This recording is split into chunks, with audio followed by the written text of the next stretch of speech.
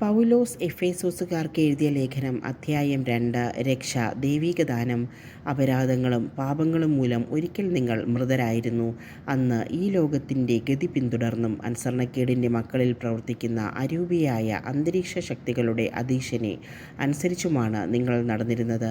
അനുസരണക്കേടിൻ്റെ ഈ മക്കളോടൊപ്പം ഒരു കാലത്ത് നമ്മളും ശരീരത്തിൻ്റെയും മനസ്സിൻ്റെയും അഭിലാഷങ്ങൾ സാധിച്ചുകൊണ്ട് ജഡമോഹങ്ങളിൽ ജീവിച്ചു.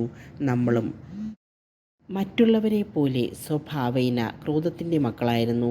എന്നാൽ നമ്മൾ പാപം വഴി മരിച്ചവരായിരുന്നിട്ടും കരുണാസമ്പന്നനായ ദൈവം നമ്മോട് കാണിച്ച മഹത്തായ സ്നേഹത്താൽ ക്രിസ്തുവിനോട് കൂടെ നമ്മെ ജീവിപ്പിച്ചു.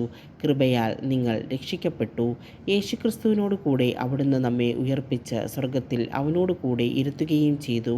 അവിടുന്ന് യേശുക്രിസ്തുവിൽ നമ്മോട് കാണിച്ച കാരുണ്യത്താൽ വരാനിരിക്കുന്ന കാലങ്ങളിൽ തൻ്റെ അപരിമേയമായ കൃപാസമൃദ്ധിയെ വ്യക്തമാക്കാനാണ് ഇപ്രകാരം ചെയ്തത്.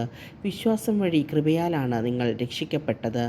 അത് നിങ്ങൾ നേടിയെടുത്തതല്ല, ദൈവത്തിൻ്റെ ദാനമാണ്. അത് പ്രവൃത്തികളുടെ ഫലമല്ല. തന്മൂലം ആരും അതിൽ അഹങ്കരിക്കേണ്ടതില്ല. നാം ദൈവത്തിൻ്റെ കരവേലയാണ്. നാം ചെയ്യാൻ വേണ്ടി ദൈവം മുൻകൂട്ടിയൊരുക്കിയ സത്പ്രവൃത്തികൾക്കായി യേശുക്രിസ്തുവിൽ സൃഷ്ടിക്കപ്പെട്ടവരാണ്. എല്ലാവരും ക്രിസ്തുവിൽ ഒന്ന്. നിങ്ങൾ ശരീരം കൊണ്ട് വിജാതീയരായിരുന്നപ്പോൾ ശരീരത്തിൽ കൈകൊണ്ട് പരിച്ഛേദനം ചെയ്യപ്പെട്ടവർ നിങ്ങളെ അപരിച്ഛേദിതർ എന്ന് വിളിച്ചിരുന്നത് ഓർക്കുക.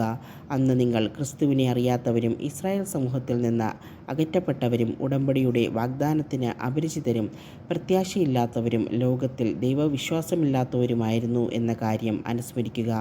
എന്നാൽ ഒരിക്കൽ വിദൂരസ്ഥരായിരുന്ന നിങ്ങൾ ഇപ്പോൾ യേശുക്രിസ്തുവിൽ അവൻ്റെ രക്തം വഴി സമീപസ്ഥരായിരിക്കുന്നു. കാരണം അവൻ നമ്മുടെ സമാധാനമാണ്. ഇരുകൂട്ടരെയും അവൻ ഒന്നിപ്പിക്കുകയും ശത്രുതയുടെ മതിലുകൾ തകർക്കുകയും ചെയ്തു. കൽപ്പനകളുടെയും ചട്ടങ്ങളുടെയും ആധിപത്യം അവൻ തൻ്റെ ശരീരത്തിലൂടെ ഇല്ലാതാക്കി. ഇരുകൂട്ടരുടെയും സ്ഥാനത്ത് ഒരു പുതിയ മനുഷ്യനെ സൃഷ്ടിച്ചുകൊണ്ട് സമാധാനം സംസ്ഥാപിക്കാനും കുരിശു വഴി ഒരേ ശരീരത്തിൽ ഇരുകൂട്ടരെയും ദൈവത്തോട് അനുരഞ്ജിപ്പിക്കാനും അങ്ങനെ തന്നിലൂടെ ശത്രുത അവസാനിപ്പിക്കാനുമാണ് അവൻ ഇങ്ങനെ ചെയ്തത്. വിദൂരസ്ഥരായിരുന്ന നിങ്ങളോടും സമീപസ്ഥരായിരുന്ന ഞങ്ങളോടും അവൻ സമാധാനം പ്രസംഗിച്ചു.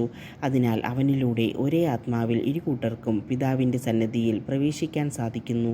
ഇനിമേൽ നിങ്ങൾ അന്യരോ പരദേശികളോ അല്ല, വിശുദ്ധരുടെ സഹപൗരരും ദൈവഭവനത്തിലെ അംഗങ്ങളുമാണ്.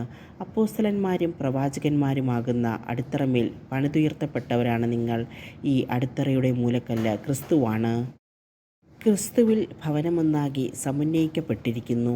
കർത്താവിൽ പരിശുദ്ധമായ ആലയമായി അത് വളർന്നുകൊണ്ടിരിക്കുകയും ചെയ്യുന്നു. പരിശുദ്ധാത്മാവിൽ ദൈവത്തിൻ്റെ വാസസ്ഥലമായി നിങ്ങളും അവനിൽ പണിയപ്പെട്ടുകൊണ്ടിരിക്കുന്നു.